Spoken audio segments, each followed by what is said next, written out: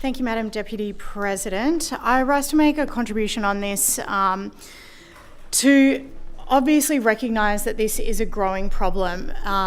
Federal statistics suggest that 20% of Australians last year alone engaged in some sort of illicit substance use. 20%. It's huge. 1 in 5 people. That's about as many people who identify as Catholic in Australia. So if you know a Catholic person in your life, and I'm sure many of us do, it's pretty likely that you will also happen to know somebody who has taken an illicit substance in the last year.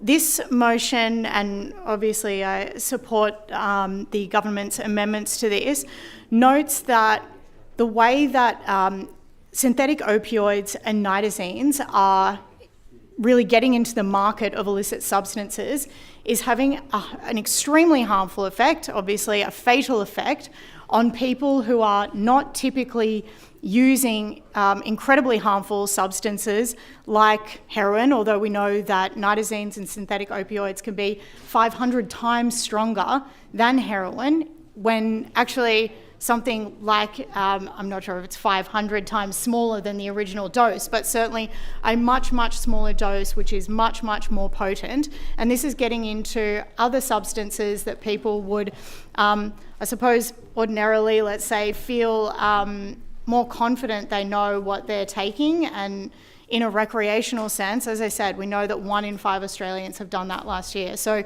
this motion seeks to recognise that we're entering a new world. It's a new level of danger when it comes to substance use and the chemicals that are in those substances. We've got deaths already happening in New South Wales. It's a huge problem. In the UK, they're looking at something like 1 death per day from nitazines and synthetic opioids getting into substances where they were not expected to be. 1 death a day.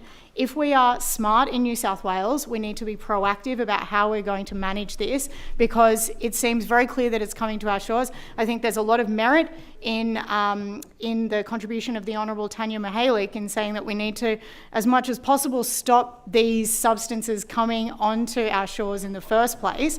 But we need to deal with reality as well, and that means being very clear about what we're protecting our New South Wales citizens against. Naloxone is already available in pharmacies for free. I'm aware that clubs and pubs in New South Wales are actually already stocking naloxone, and they're ready because they're concerned about what might happen in their premises if somebody unwittingly takes a synthetic opioid or a nitazine. They want to be there, these premises, to help stop a death so that the people in their areas are safer, and that's what we need to do in New South Wales.